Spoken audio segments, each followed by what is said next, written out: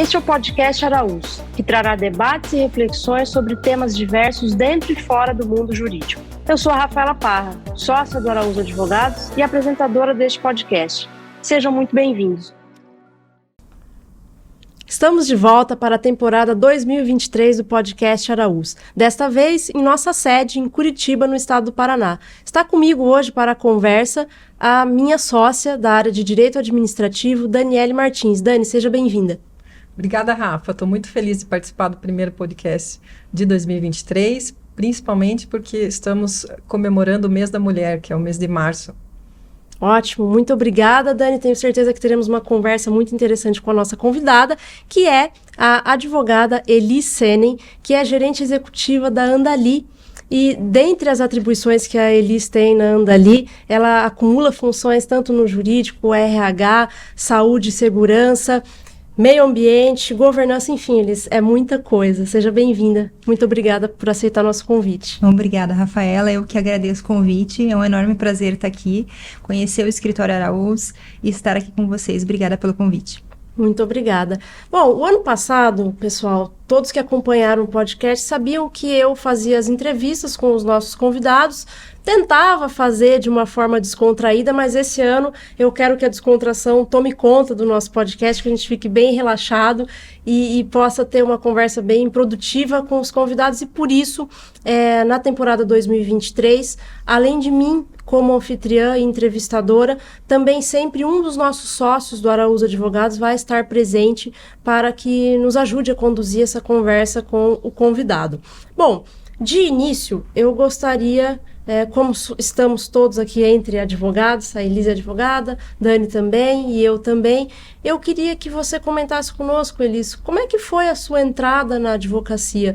Como é que foram os seus primeiros passos na advocacia? Foram pouco tempo atrás, pouquinho tempo, eu iniciei na advocacia em escritório, né, no contencioso, e depois eu migrei para o corporativo. Então, eu migrei para o corporativo mais ou menos em 2009, 2008, se eu me recordo bem, e entrei já em um grupo, uma multinacional, que também tinha uma das frentes dela, tinha várias frentes como negócio, mas também era do agronegócio. E trabalhei nessa empresa por bastante tempo já dentro do corporativo.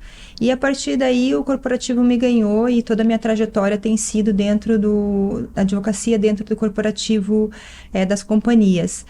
Depois de muito tempo, né, o corporativo, o foco da advocacia corporativa, ela é entrar cada vez mais dentro dos negócios aos quais ela atua.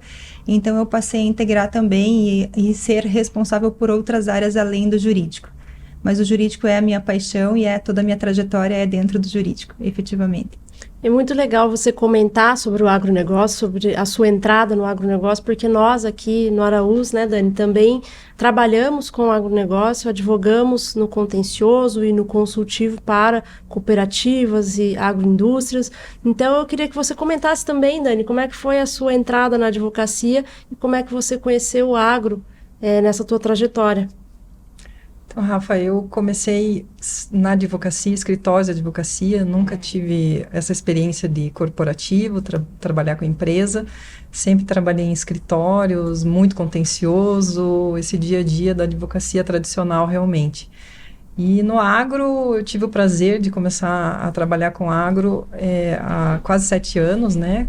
Quando vim trabalhar com Araúz e pude começar a aplicar todo aquele conhecimento que eu tinha de direito administrativo e regulatório em questões do agronegócio. Então, o auto de infração não seria mais um auto de infração geral. A gente começa a trabalhar nos autos de infração regulatórios, Ministério da Agricultura, órgãos de sanidade animal, vegetal, e fui desenvolvendo todo esse conhecimento a partir do momento que eu entrei aqui no escritório e ganhei essa oportunidade do Araúz.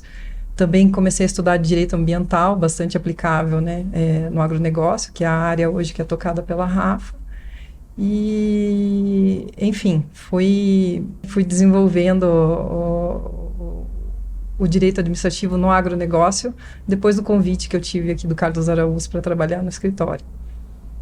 Muito legal, Dani. E só para que todos saibam, a escolha das nossas convidadas hoje ela foi muito especial, porque estamos comemorando o mês da mulher. Então, a Dani é uma mulher de muita representatividade dentro do Araújo Advogados, a Elis também é uma mulher de representatividade no agronegócio. Então, nós estamos hoje batendo esse papo e escutando um pouco das nuances da carreira dessas mulheres tão importantes. Então, o tema hoje é um pouco mais geral, é falarmos sobre carreira na advocacia, carreira no agronegócio. A Dani, nós comentávamos também, né, Dani, que você já tinha essa experiência no agronegócio por conta de questões familiares. Conta um pouco pra gente como foi isso. O meu esposo é sul-mato-grossense, né? Então, quer dizer, eu morei no Mato Grosso do Sul, embora eu não atuasse diretamente com agro quando eu morei lá e trabalhei num escritório de advocacia local, lá em Campo Grande, o escritório já atuava, né, no agro, na época de safra, aquelas correrias, enfim. Então, eu tive o primeiro contato ali e vi o meu esposo, que trabalha já há alguns anos com agro, atuando na área, mas foi realmente há 7 anos, quando eu entrei no escritório, que eu comecei a atuar diretamente no agronegócio. Legal, Dani. E você, Elis, já tinha tido alguma experiência no agro fora da advocacia ou a primeira vez foi com a agroindústria? Não, eu venho de uma família de agricultores, né? Os meus avós e minha nona, que eu sou de uma família de origem italiana também.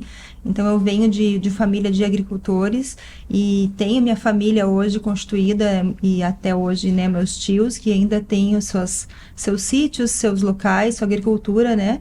E meu pai trabalhou muito também com agricultura. Então, isso já vem há muito tempo, né? É óbvio que é diferente quando você trabalha dentro de um jurídico do que quando você via quando você era criança, ia crescendo, né? Ia pegando milho para brincar. E não, efetivamente, hoje a gente vê o milho de uma outra forma, né? Mas eu já venho com essa constituição desde a minha infância mesmo. Então, trabalhar no agro para mim é um grande prazer, uma enorme alegria. A gente sabe da representatividade que o agro tem no nosso país, a importância que ele tem dentro do nosso PIB e assim, eu tenho o maior orgulho de dizer, eu faço parte do agro, né? Eu sou agro. Eu, diferente da Elisa, eu sou uma garota da cidade, né? Eu nasci em Curitiba, morei muitos anos aqui, então o agro foi algo que foi sendo construído, né? Não tive essa experiência de criança no agronegócio, né? E isso foi vindo com o decorrer do tempo, e principalmente nos últimos anos, é sempre uma alegria, né? Estar nesse meio. É muito legal hoje nós verificarmos como temos pessoas diferentes trabalhando no agro. Eu, assim como a Elis, também tenho uma história de infância com o agronegócio, porque a minha família era de produtores rurais, então desde pequena eu estava acostumada a ir para a fazenda, ir para o sítio do meu avô e vivenciar, então, todas essas questões do agro do lado de cá, né? Não efetivamente como advogada, mas eu acho que a escolha da advocacia voltada para o agronegócio, voltada para o meio ambiente, ela tem muito a ver com essa bagagem que eu tive na infância, então foi bem interessante. E falamos então sobre a nossa evolução enquanto advogadas e na entrada para o agronegócio. Como é que vocês enxergam, primeiro Elis e depois passo a bola para Dani, a evolução do agronegócio, essa dolarização toda do agronegócio a partir da década de 90, com o aumento das exportações, a sofisticação dos negócios no agro, enfim, como é que vocês enxergam essa evolução do agronegócio? Ela foi positiva no enxergar de vocês? Sem dúvida, Rafaela. Eu vejo uma mudança muito drástica, né? Se eu olhar lá atrás, né, na época da minha infância que eu comentei com vocês, né, como que era o agro, como que eram feita a plantação e a agricultura, não havia um estudo, né, para você entender de que maneira o que aquele solo precisa para ele fertilizar, né, efetivamente. Não era um estudo, era algo meio que no olhar, né? Não, será que vai chover, não vai chover? Meio que um conhecimento muito mais de clima do que efetivamente de solo. Hoje eu vejo uma evolução muito forte, né, de tecnologia, e eu acho que a tecnologia é muito bem-vinda e cada vez mais eu acho que ela vai favorecer para todos nós.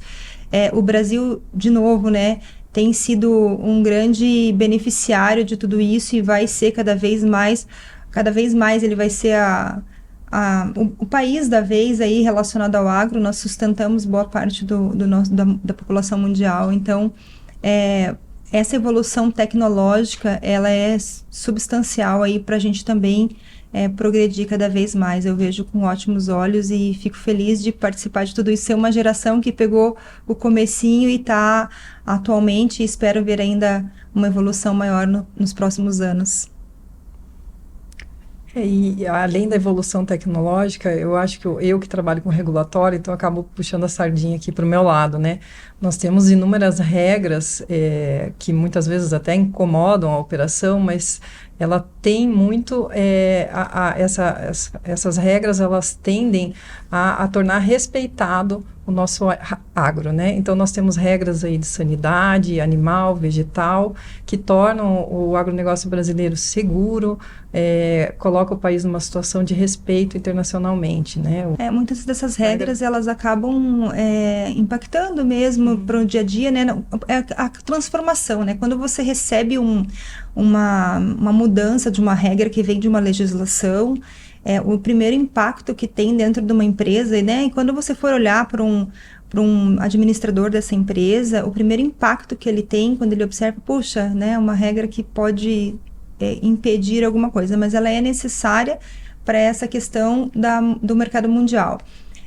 E a gente vai se adaptando, né? São regras importantes, vamos entendendo, vamos nos adaptando, vendo o que faz sentido, o que não faz, mas isso realmente traz segurança aí para o nosso país, para a gente poder ser um exportador cada vez maior aí de alimentos. Exatamente, nós temos segurança alimentar, né? Essas regras, elas colocam o Brasil numa situação de respeito lá fora. Então, comentávamos também sobre o fator de presença do Estado, a necessidade de que o Estado se posicione assertivamente em algumas questões. Então, em algumas precisamos de desburocratização, em outras precisamos da presença do Estado de forma assertiva e sempre olhando para o mercado. Como o mercado está procurando esse assunto, como o mercado busca resolver esse assunto. Claro que sempre nos interesses da soberania do país, mas é importante, então, todo esse sistema regulatório, meio ambiente, ESG, depois a gente vai conversar um pouquinho mais sobre isso. Então, já volto a bola para que eu faça outra pergunta a vocês. Vocês acham que esse microsistema jurídico onde o agronegócio está inserido, ele tem dado conta de todas essas operações complexas, seja no contencioso como no consultivo? É uma pergunta que me faz refletir aqui, Rafaela. A gente tem algumas questões ainda a avançar, né? Especialmente quando a gente fala de um contencioso, entra um judiciário. Nosso judiciário é bastante moroso. Então, em determinadas situações e que necessidades do agro, né? O judiciário não nos favorece na questão de rapidez, né? Então, pode haver perecimento de alimentos e de várias situações aí decorrência da demora do próprio judiciário. Em outras situações, ela nos favorece, né, para nos dar uma segurança jurídica. Eu acho que a principal função do judiciário e dentro do agro, especialmente olhando, é que ele nos traga a segurança jurídica que as empresas como um todo precisam, né, e empresas, eu estou falando que o agro fora da porteira para fora, né, que precisam para que ele tenha sustentabilidade aí e possa evoluir e avançar. Dependemos disso para a gente seguir adiante e ter uma estabilidade aí jurídica aí falando, né? Não só econômica, mas jurídica também. Eu acredito que o operador do direito ele precisa conhecer um pouco mais sobre o agronegócio, né, Dani? Exatamente, acho que o grande desafio é nós entendermos o que estamos fazendo, né? Nós, enquanto advogados, entendermos a operação do cliente, se é uma agroindústria, entender qual que é o processo produtivo desse cliente, porque caso esse cliente precise ir ao judiciário, nós temos que mostrar no judiciário, né, como uma determinada norma, uma determinada fiscalização que tenha agido com abuso de poder está atrapalhando aquele dia a dia, porque o juiz, ele conhece as empresas comuns, né, ele não está acostumado, muitas vezes, com a questão, assim, do processo produtivo que acontece no agro, toda a cadeia, né, antes, dentro e fora da porteira. Por exemplo, uma cooperativa, muitas vezes a gente tem que mostrar para um magistrado o que é uma cooperativa, o que é o ato cooperativo, que ele não pode pensar uma cooperativa como ele pensa uma empresa limitada, uma SA. Então, esse é o grande desafio. Nós temos que aprender sobre o negócio dos nossos clientes, né? Nós que estamos aqui na advocacia, no escritório da advocacia, e trazer isso para o judiciário quando precisamos, né, de buscar uma ajuda jurídica, enfim, uma tutela jurídica. Sem dúvida, e você está trazendo uma coisa bem importante aqui para o nosso bate-papo, né? Eu, enquanto corporativo, enquanto empresa, quando a gente encontra um escritório que possa nos apoiar e entenda o agro de uma maneira mais profunda, facilita muito, muito para levar isso para o judiciário, né? Para o judiciário entender. Então, esse conhecimento do negócio, do cliente ao qual vocês atuam, é muito importante para que a gente tenha êxito e sucesso dentro do judiciário. Falando muito do lado do cliente agora, né? Às vezes a gente sente essa necessidade no dia a dia, né? De ter alguém que conheça o negócio que nós atuamos como um todo. Óbvio que o advogado interno, ele tem esse conhecimento maior e é a obrigação dele, é minimamente que se exija, né? Que ele tenha. Mas o advogado externo, ele tem vários clientes e vários focos, né? Mas um escritório que tenha um foco dentro do agro e um conhecimento profundo sobre isso é um grande facilitador aí para as empresas que estão atuando no agro. Eu acho que a tarefa de casa é minimamente conhecer o processo produtivo que engloba o agronegócio, que vai desde o antes da porteira, como a Dani bem comentou, passando até o consumo final, e pensando em consumo doméstico ou exportações. Então, é uma larga experiência que o advogado que trabalha no agro precisa ter, e é por isso que nós precisamos também obedecer aos nichos do direito. É muito difícil que você consiga trabalhar com uma questão do agro sem que conheça de contratos, de direito ambiental, direito societário, enfim, de uma gama de direitos que são aplicáveis ao agronegócio para que isso possa ter sucesso. E sem dúvida, Elis, conhecer a atividade do cliente é o ponto principal. Essa é a receita, né, para qualquer profissional da área jurídica. Ele precisa conhecer o negócio do cliente. Mas quando você está advogando por uma empresa comum, ela é de conhecimento do judiciário, né? Uma indústria comum, empresas prestadoras de serviço, enfim. E, de repente, quando você vem para o agro, você tem que desenhar uma determinada operação, você tem que desenhar a atividade que aquela empresa faz para que o judiciário, né, consiga entender as diferenças que possam haver com aquilo que ele está acostumado no dia a dia, né? Então, vai além, né? Exige um esforço maior, com certeza. Questões técnicas, né? Às vezes tem discussões técnicas, né? Sobre o produto em si. Então, são questões que envolvem química, né? Que envolvem um detalhe muito grande, muito forte. Então, é importante esse conhecimento, sem dúvida. É até interessante o teu comentário, porque nós sempre somos apoiados, né? Por profissionais técnicos, assim, que nos ajudam muito no dia a dia das ações, ou eventualmente um parecer, consultas, porque nós temos muito de química, com certeza, de engenharia agrônoma. A gente está trabalhando sempre em conjunto, engenheiros ambientais, né, Rafa? Sim. E acho que tem um problema muito grande também que a gente não mencionou, mas é o estigma que o agronegócio carrega.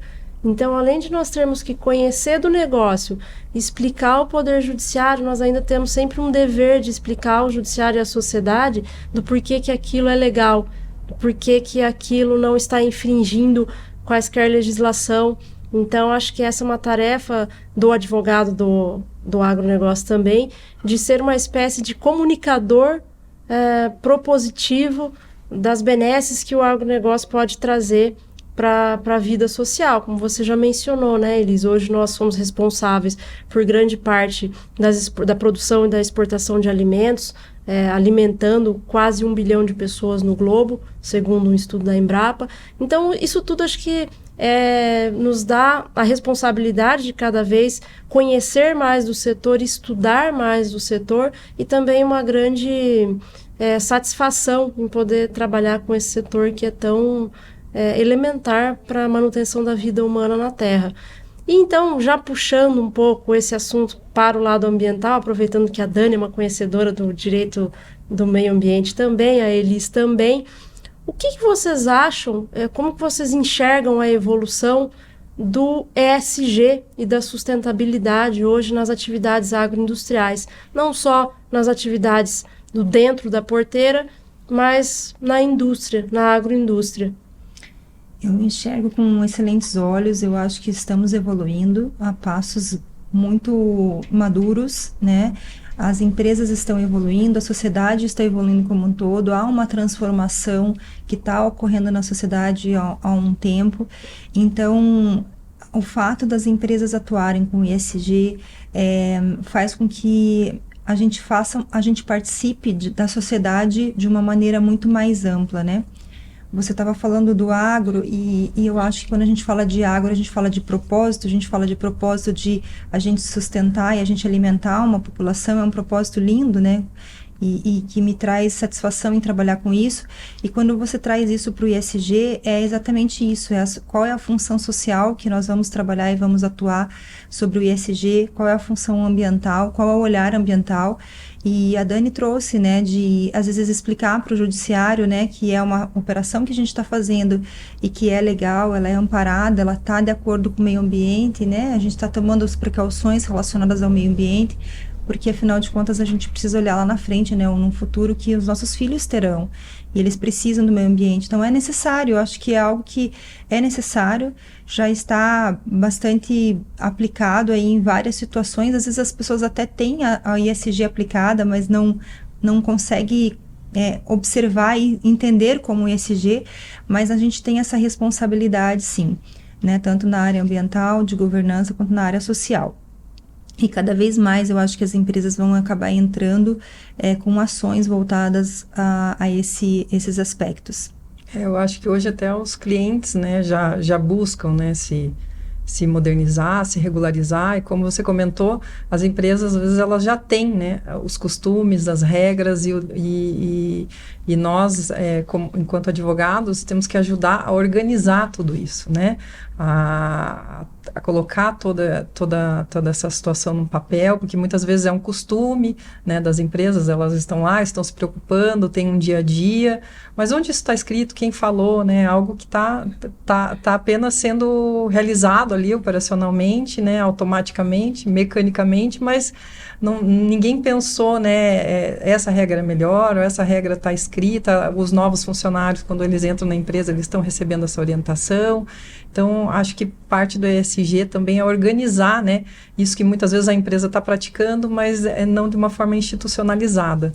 É exatamente isso, é essa organização, e às vezes você trouxe uma fala que me remeteu o dia a dia dentro de uma companhia é um dia a dia bastante tumultuado, né? Você tem muitas atividades e às vezes você pode ser engolido, né, pelas suas atividades, e você não percebe que tem ações que você pode fazer que são ações muito práticas, fáceis, às vezes nem é uma questão de custo, tá? Um custo alto, às vezes o custo é baixo para você fazer essas ações, mas você precisa parar e pensar nisso, né? E no dia a dia apagando incêndio, a gente brinca, né? Mas no dia a dia você está lá na tua rotina, você acaba não percebendo. Então é importante quando vem alguém, às vezes de fora, que já está com a mentalidade pronta para isso, e ela te traz um olhar um pouco diferente, né? Ou internamente mesmo, quando a gente participa de algum podcast, alguma palestra, que a gente começa a ouvir a falar sobre isso, a gente começa a abrir a nossa mente para a gente pensar, nossa, aqui dentro eu consigo implementar uma situação para isso ou para aquilo, e a gente vai trabalhando no decorrer do período. Mas é muito importante a gente ter esse olhar, a gente conversar sobre isso, né? Eu acho que a gente falar sobre isso, a gente ir envolvendo essas questões, porque com o tempo, no decorrer do período, isso vai estar já meio que natural, né? A gente já vai estar naturalizado isso, como hoje a governança, né? A governança, vamos combinar que acho que poucas empresas não têm tanto a governança aplicada. Que é um dos pilares fortes do ESG. Pilares, exatamente. Seguido do meio ambiente. Eu acho que, não sei se começaria por ele, né? Se eu começasse uma empresa do zero hoje, mas provavelmente sim, tá? Provavelmente olhando, eu acho que eu começaria pela governança para ele ser o balizador aí do social e ambiental. Mas é importantíssimo a gente falar sobre, e aí a gente vai aplicando e abrindo nossa mente, essencial. Ótimo. E eu enxergo o ESG como uma espécie de organização da casa. Nós conseguimos organizar aquela companhia, aquele organismo vivo, que é uma empresa, voltado para temas ambientais, sociais e de governança de uma forma geral. Fica mais fácil até para que essa empresa consiga caminhar de uma forma perene e saudável, se ela conseguir colocar na caixinha todos esses anseios, porque no fim das contas nós estamos falando de aumentar a lucratividade, mas fazer isso de uma forma consciente. Então, olhando para os anseios dos stakeholders, sejam eles os nossos colaboradores, fornecedores, isso é muito... Está em voga, né, falar sobre a gestão de cadeia de fornecimento. Eu acho que é super válido e super importante.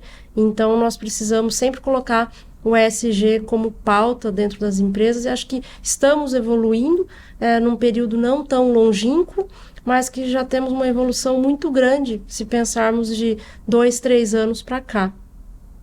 Então, meninas, eu gostaria de entrar num outro assunto também, que não é tão distante. Falamos sobre o agronegócio, sobre toda essa cadeia que precisamos entender para passar adiante isso, principalmente para o Poder Judiciário, e falamos um pouco sobre meio ambiente também.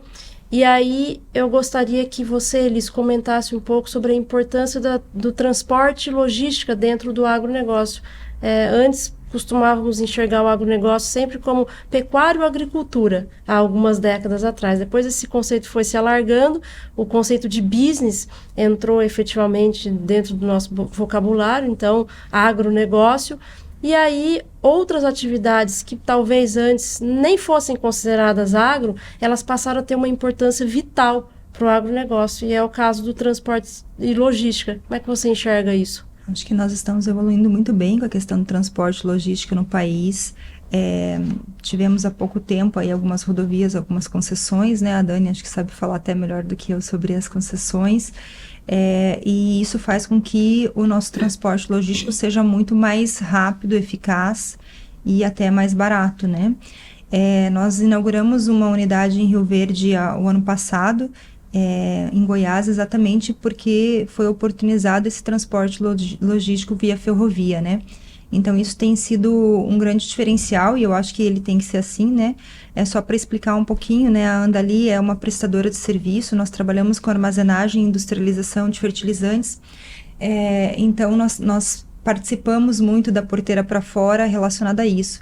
E uma frase que eu ouvi há pouco tempo, né? Que os fertilizantes, eles são a ferrovia aí do agro no Brasil, é mais ou menos isso, e que se relaciona ao transporte, né? O fertilizante tem ele tem todo esse envolvimento dentro do nosso agronegócio, ele é essencial para o nosso agro, e a maioria do nosso fertilizante, 85% deles, num dado da ANDA de 2021, ele é importado, né? Então ele vem através de importações, através de portos, depois vem através de ferrovia e aí vem através do transporte rodoviário. Então ele envolve vários tipos de transporte aí para ele chegar no resultado final, que é o produtor rural. Hoje no Brasil o principal modal é o transporte rodoviário, né? E as estradas sofrem aí por conta, né, de falta de manutenção, enfim, tem uma série de dificuldades hoje no setor de logística, e a gente ainda tem muito a crescer em ferrovias, transporte hidroviário. As ferrovias hoje, comparada com outros países como a China, Estados Unidos, a gente tem muito pouco, né? Poderia ter muito mais, então acho que esse é um investimento necessário do país em ferrovia. Nós precisamos melhorar também o fluxo, né, entre a saída do porto e seja rodovia ou ferrovia, melhorar esse fluxo também, as entradas e saídas, tudo isso vai ajudar o Brasil a crescer ainda muito mais. Maravilha. Bom, a gente está se encaminhando para o fim do nosso podcast. Eu queria terminar fazendo uma pergunta pessoal, reflexiva, tanto para a Elis quanto para a Dani, sobre como é o papel da mulher na advocacia e no agronegócio. O agronegócio, principalmente, que é um ambiente predominantemente masculino, apesar de que a gente tem uma evolução hoje de mulheres à frente de propriedades rurais e em cargos de gestão, gerência e diretoria no agronegócio. Como é que você enxerga o papel da mulher? Ainda tem espaço para evoluir? Você sente uma evolução desde o começo da tua carreira, Elis? Eu sinto que tem uma evolução, mas ainda tem uma grande evolução para seguirmos, né? A gente sabe que no passado já foi muito pior, e eu estou falando aí da mulher como um todo, mas a mulher advogada, a mulher dentro do agro, no passado ela já foi vista de uma maneira bem diferente do que ela é vista hoje. Na inauguração que nós tivemos da nossa unidade de Rio Verde, teve uma pessoa, um cliente nosso que chegou para mim e falou: olha, eu fico muito feliz de ver muitas mulheres aqui, porque significa que o agro está tendo as mulheres, está recebendo as mulheres. E me fez refletir, porque eu pensei, nossa, isso para mim era uma coisa tão natural que deveria ser, não é que eu estou feliz porque tem um monte de mulheres. É normal, deveria ser, né? Mas não é, então é uma evolução, sim. Mas a gente tem um grande caminho pela frente. Ainda temos diferenças. E ainda percebemos que as mulheres precisam entregar muito mais para chegar no mesmo nível de um homem dentro de um corporativo como um todo, né? A gente percebe que isso acontece no dia a dia. E não falo isso com felicidade, mas sim eu falo porque realmente é uma coisa que eu percebo no meu dia a dia, eu percebo desde essa construção que vem vindo. Então as mulheres se cobram muito mais, isso é natural nosso, né? Então a gente precisa aprender, e é um aprendizado que a gente vai construindo, a gente não se cobrar tanto, mas o fato é que dentro do agro, dentro de uma empresa, dentro de várias profissões, as mulheres, elas ainda precisam se sobressair muito mais para elas chegarem no mesmo resultado. Então, eu acho que a gente tem passos para evoluir, sim. Eu acho essencial a gente falar sobre as mulheres, acho essencial a gente falar sobre as lideranças. Acho muito importante que nós, mulheres, se ajudemos. Acho muito importante que nós, mulheres, nos incentivemos, né, para que a gente cresça. E quando a gente percebe uma mulher na liderança, esse é o grande papel. Um papel de trazer empoderamento para as outras mulheres, né, para elas também se sentirem, terem voz. E no dia a dia não é fácil, porque às vezes você vai num operacional e tem uma mulher dentro do operacional, às vezes ela não consegue nem voz para falar, né? Então, participei de algumas reuniões no decorrer da minha carreira aí, de perceber em reuniões que uma mulher tenta ter a sua postura, né? Colocar a sua postura, e às vezes ela tira um sarro, faz alguma piadinha, né? Que em detrimento dessa conversa. Então, e se fosse um homem já é um pouco diferente, né? Ele já um respeito maior. Há também os profissionais que às vezes tentam, né, ganhar no grito, na voz, e aí tem mulheres que acabam se retraindo. Então, acho que a gente vai trabalhando no dia a dia, no sentido de que você vai impondo de uma maneira bastante leve, né, para a pessoa entendendo que as mulheres e os homens são iguais, né, em todos os sentidos de trabalho, especialmente. Então, a gente está conquistando, eu acho que é uma conquista. Eu fico bem feliz quando eu vejo mulheres no agro, fico bem feliz quando eu vejo mulheres na gestão do agro, e fico bem feliz de ver mulheres que estão construindo isso, meninas novas, e que estão hoje elas conseguem se impor mais do que nós da nossa época, né? Eu, na minha época, às vezes eu tinha um pouco de receio de falar, oxe, não gostei dessa conversa, essa piada não caiu bem, eu não falava, né? Hoje as mulheres falam, né? E eu acho muito interessante quando eu vejo meninas novas que elas conseguem falar, olha, desculpa, eu não gostei do que você falou. E aí elas vão se sobressaindo mesmo e vão conseguindo fazer o trabalho delas e fazer as entregas delas com resultado. Hoje elas aprenderam a se posicionar, né? Isso. Muitas vezes as mulheres antigamente não se posicionavam, né? E o que existe, algumas situações que a gente passa é assim, se fosse um homem, será que teria recebido essa resposta? Se teria sido tratado dessa forma? Já passei por situações até em tribunais, enfim, aquela coisa do dia a dia que você se pergunta, né? E se fosse um homem, né? E é isso que a gente tem que lutar contra, né? Tentar sempre buscar eliminar, mas tá aí, tem muito costume para ser combatido, né? Mas eu acho que a gente já evoluiu bastante. E a gente lutar contra essas dificuldades do dia a dia, realmente, nos posicionarmos, né? Sempre colocarmos ali a nossa opinião com segurança, e aos poucos a gente vem conquistando. Eu nunca passei nenhuma situação assim vexatória, gravíssima, né? Mas com certeza é um exercício aí que a gente sempre tem que fazer, e eu, enquanto líder ali da minha equipe, também buscar que elas sejam todas respeitadas e tenham a sua importância, o seu papel dentro do escritório, junto aos clientes e na sociedade.